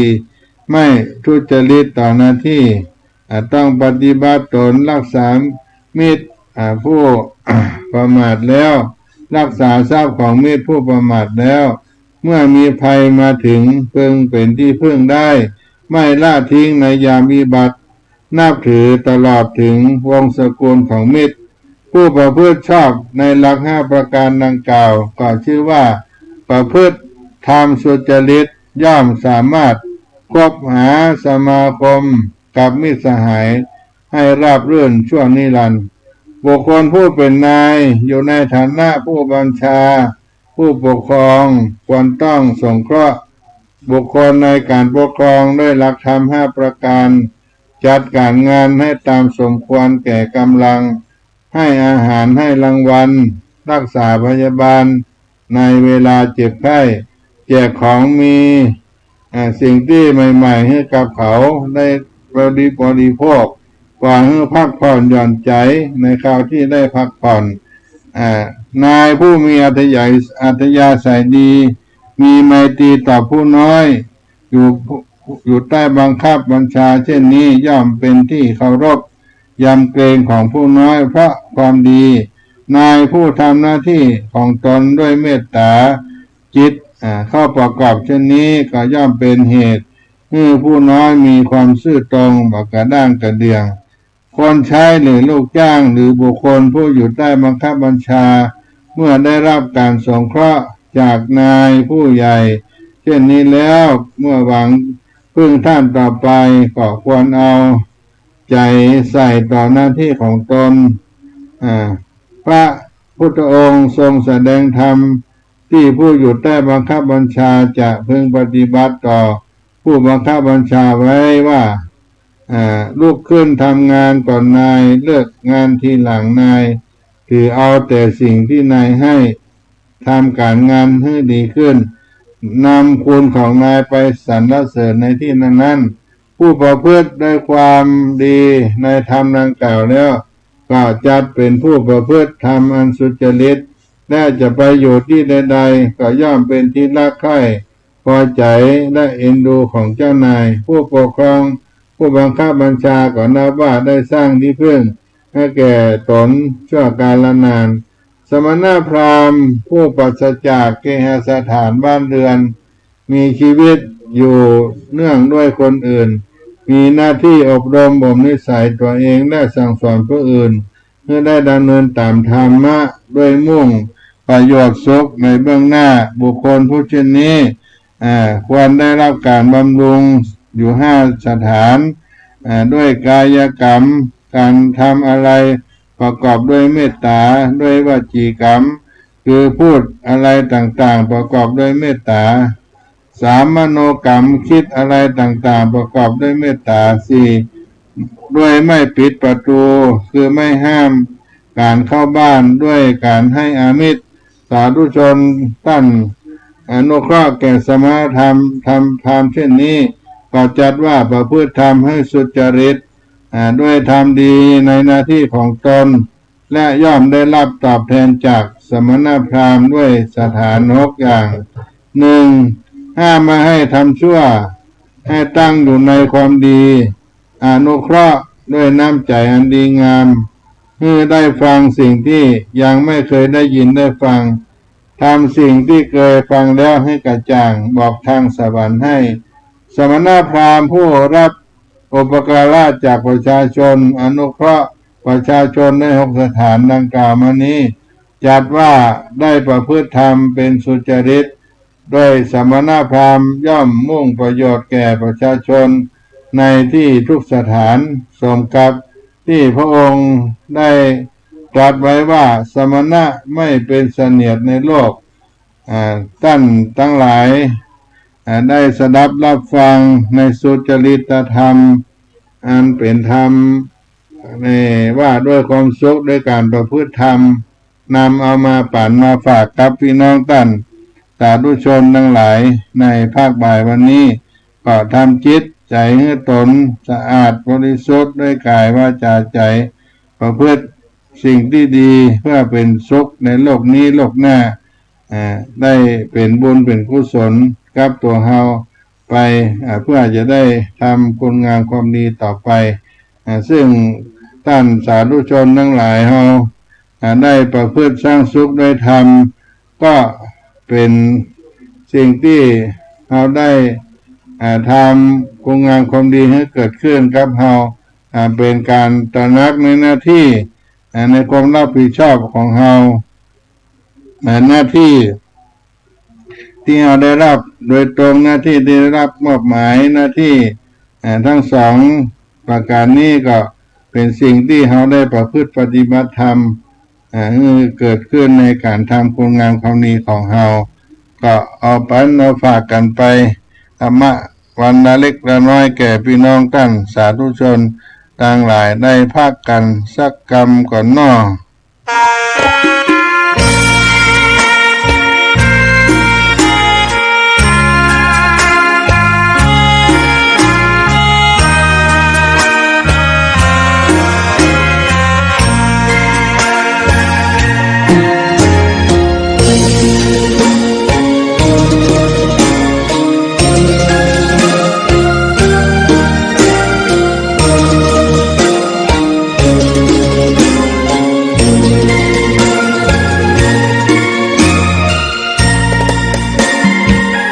ดอกบัวดอกหนึ่ง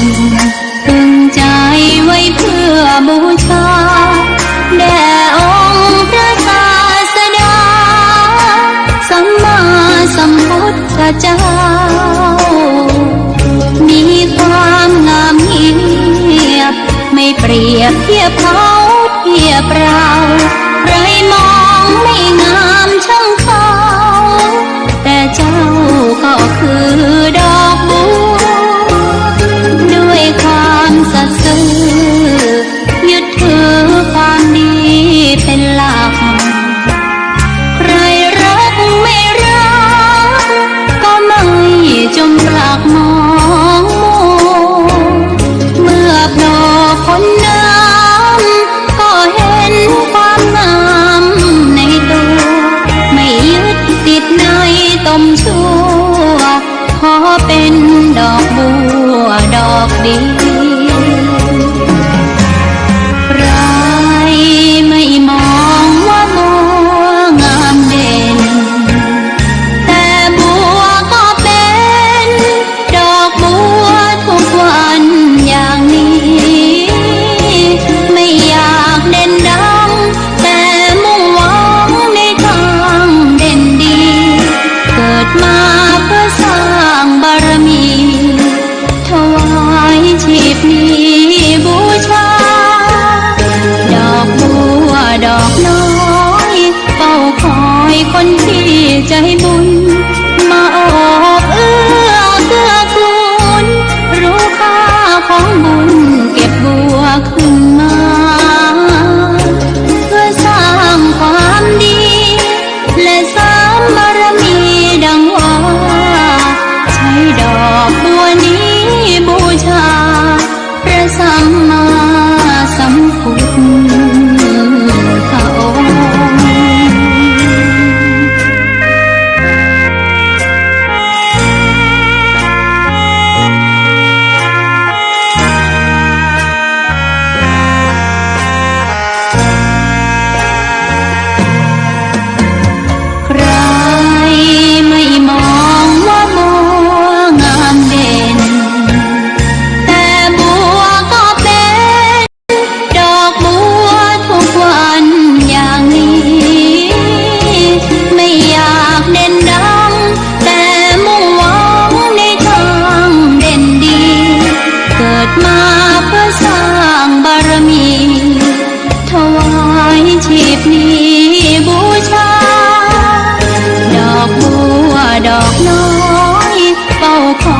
คนที่ใจบุญ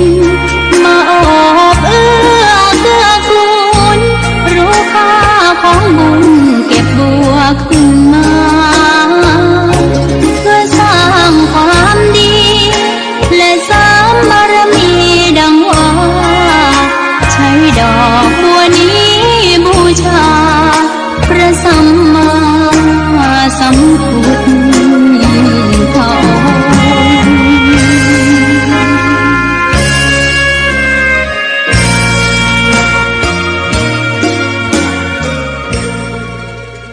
ก็มาถึงช่วงท้ายรายการกับสาราธรรมเสียงธรรมวัดสลีโสดาพระอารามหลวงจังหวัดเชียงใหม่อาตมาภาพก็ได้มาเล่าอู้สู่กันฟังในภาคบ่ายวันนี้บอกบุญกุศลกับพี่น้องศรัทธาญาติโยมทั้งหลายในช่วงในการนาตาลแห่งกฐินนาตาลที่ได้เกิดขึ้นในช่วงหลังออกพรรษามานี้ ในฤดูกาลออกพรรษาก็จะมีสาธุชนทั้งหลายไปทำบุญกฐินตามวัดวาอารามต่างๆก็อาจจะไม่เข้าใจในเรื่องของกฐินบ้างเข้าใจบ้างหรือเข้าใจมากดังนั้นก็เป็นเรื่องราวที่ได้มาเล่าโอ้สู่กันในเรื่องกฐินนาตาลเป็นเรื่องของผ้ากฐินผ้าที่ได้เงินตาลหลังจากออกพรรษาเป็นปฐมเหตุแต่เดิมแห่งการกฐินก็ดีกฐินที่เป็นภาษาที่เรียกว่าไม้สะดึงหรือเป็นชื่อของผ้าจีวรที่ได้ถวายทานแห่งอานิสงส์การได้อยู่จำพรรษาก็มีปฐมเหตุที่เกิดขึ้นในครั้งพุทธกาลที่พระภิกษุชาวเมืองปาฐาจำนวน30 รูปได้เดินทางมาจากเมืองปาฐาที่จะไปเข้าเฝ้าพุทธองค์ที่พระเชตวันมหาวิหารกรุงสาวัตถีประมาณ6 โยชน์ก็ถึงกำหนดวันเข้าพรรษาก็ต้องหยุดพักจำพรรษาอยู่ที่เมืองสาเกตนั้นเมื่ออยู่จำพรรษาได้ครบ3 เดือนก็ปรารถนาออกพรรษาแล้วก็จะเดินทางไปต่อยังพระเชตวันมหาวิหารภาวนาออกพรรษากันแล้ว ได้เดินทางไปพระเชตวันมหาวิหารที่สาวัตถีแล้วก็ฝนก็ตกฝนตกตามถนนหนทางก็เต็มไปด้วยโคลนด้วยตมด้วยเปอะภิกษุเหล่านั้นก็ต่างต้องลำบากตากตำด้วยสบงจีวรเปียกน้ำฟ้าน้ำฝนด้วยโคลนตากตำกันไปแต่ทุกรูปก็มาย่อท้อด้วยปรารถนาจะไปเฝ้าพระพุทธเจ้าเป็นอย่างยิ่งจึงพยายามอดทนต่อความลำบากในการเดินทางจนถึงพระเชตวันมหาวิหารพระพุทธองค์ก็ทรงทำหันความลำบากของภิกษุเหล่านั้นได้ทรงหันว่าพระพุทธแล้วก็ทรงหันว่าพระพุทธเจ้าทุกพระองค์ก็ได้อนุญาตการถวายกฐินมาแล้วพระองค์ก็จึงตรัสแก่ภิกษุทั้งหลายว่าดูก่อนภิกษุทั้งหลายเราอนุญาตให้ภิกษุทั้งหลายผู้จำพรรษาแล้วการกฐินได้ท่านทั้งหลายที่ได้การกฐินแล้วจะได้อานิสงส์ 5 ประการก็ไปที่ไหนก็ไม่ต้องเที่ยวไปที่ไหนการในประพฤติธรรมไม่ต้องบอกลาไม่ต้องถือไตรไปครบจีวร3และฉันคณโพธิได้จีวรอันเกิดขึ้นณที่นั้นจักเป็นพวกแก่ของแก่พวกเธอผู้ถวายผ้ากฐินที่เป็นคนแรกเมื่อพระพุทธเจ้าทรงอนุญาตให้ภิกษุผู้จำพรรษารับผ้ากฐินได้นางวิสาขามหาวาสิกาทราบพระพุทธานุญาตก็จึงได้จัดผ้ากฐินแด่พระภิกษุเป็นครั้งแรกและเป็นคนแรกมีข้อกำหนดการทอดกฐินนั้นก็มี1 เดือนหลังจากออกพรรษาและก็จำนวนภิกษุที่ต้องรับผ้านั้นก็จำนวน5 รูปขึ้นไปที่อยู่จำพรรษาในอาวาสนั้น3 เดือนแล้วก็กฐินนั้นก็มีถึงกฐินหลวงกฐินต้นกฐินพระราชทานกฐินราชกฐินทรงเครื่องกฐินโต๊ะค้างกฐินโจรโต๊ะค้างกฐินโจรจุลกฐินมีอยู่หลายอย่างหลายประการในการทอดกฐินนั้นแล้วก็อานิสงส์กฐินทานเป็นพิเศษเฉพาะการมีอานิสงส์ทั้งแก่พระสงฆ์ผู้รับกฐินและทายกทายิกาผู้ได้ถวายทานอานิสงส์สำหรับพระสงฆ์ผู้การกฐินก็เป็นอานิสงส์ในทางพระวินัยที่พุทธองค์มีพุทธประสงค์อนุญาตให้แก่ภิกษุผู้อยู่จำพรรษาครบไตรมาสได้รับเป็นกรณีพิเศษ มีอยู่5ประการดังกล่าวแล้วในปฐมเหตุของการทอดกฐินที่ได้ได้จ๋านำมากล่าวกันเข้าใจง่ายๆว่าไปไหนมาไหนไม่ต้องบอกลาก็ภิกษุด้วยกันแต่ธรรมเนียมสำหรับพระสงฆ์สายปฏิบัติพระสายปฏิบัติแล้วหากจะเดินทางไปที่ใดก็ต้องกราบลาครูบาอาจารย์ก่อนเสมอ2อยู่ปราศจากไตรจีวรสบงจีวรสังฆติผืนใดผืนหนึ่งก็ได้คือจะเก็บผ้าผืนใดผืนหนึ่งคือสบงจีวรสังฆติไว้ในที่อยู่ถาวรซึ่งเป็นที่ปลอดภัยได้เช่นกุฏิที่มีประตูหน้าต่างใส่กุญแจ3ฉันอาหารแบบนั่งล้อมวงกันได้4เก็บจีวรนั้นเป็นส่วนเกินจากไตรจีวรไว้ใช้ตามปรารถนา5จีวรที่เกิดขึ้นในที่นั้นส่วนจีวรของภิกษุผู้มรณภาพจีวรที่เขาถวายแก่สงฆ์หรือจีวรที่เกิดขึ้นแก่สงฆ์ด้วยอาการนั้นใดจีวรนั้นก็เป็นของภิกษุพวกที่การกฐินแล้วในอาวาสหรือวัดเท่านั้นแล้วก็อานิสงส์ของผู้ได้ถวายกฐินทานเป็นทานที่บ่ได้ถวายเฉพาะเจาะจงแก่ตัวบุคคลใดบุคคลหนึ่งแต่จะถวายไว้ในท่ามกลางสงฆ์จึงเป็นมหาสังฆทานที่มีอานิสงส์มากเป็นในที่บางแห่งก็กล่าวถึงอานิสงส์ของผู้ทอดกฐินไว้คือ1ถ้าเมื่อเป็นผู้บริวารด้วยทรัพย์สมบัติมีอายุมั่นขวัญยืนบัดถูกพิษภัยอันตรายถึงแก่ชีวิตทรัพย์สมบัติจะเป็นอันตรายด้วยโจรภัยทรัพย์สมบัติจะเป็นอันตรายด้วยโจรภัยอัคคีภัยและอันสุดท้ายที่5เป็นเอหิภิกขุในอนาคตจะทอดกฐินถือว่าเป็นการทำบุญพิเศษมีพระอานิสงส์อันมากฉะนั้นขอท่านสาธุชนทั้งหลายที่ได้สดับรับฟังธรรมะก็จะได้ละเลยหน้าที่โอกาสเวลาได้สั่งสมบุญก็จะนำสุขมาให้สุขโขบุญญาสาอุจโยการสั่งสมบุญก็จะนำสุขมาให้แก่เรานั่นก็ฝากบุญกฐินทานไว้กับศรัทธาญาติโยมพุทธบริษัททั้งหลายวัดสลีโสดาพระอารามหลวงก็มีกฐินทานขอเชิญชวนพุทธศาสนิกชนทุกท่านมีโอกาสได้มาร่วมบุญกฐินทานวัดศรีโสดาพระอารามหลวงจังหวัดเชียงใหม่ในวันที่1 พฤศจิกายนพุทธศักราช 2568 กฐินพระราชทานพระบาทสมเด็จพระเจ้าอยู่หัวทรงพระกรุณาโปรดเกล้าพระราชทานผ้ากฐินตามที่มูลนิธิต่อต้านการทุจริตมูลนิธิยุวพุทธพัฒนามูลนิธิสถาบันพัฒนานิติจิตเวชและเยาวชนและครอบครัวได้ขอพระราชทานไปถวายณวัดศรีโสดาพระอารามหลวงจังหวัดเชียงใหม่ที่ชุมนุมสงฆ์ก็จึงได้มีกำหนดการถวายวันเสาร์ที่1 พฤศจิกายนพุทธศักราช 2568 เวลา 14 นาฬิกา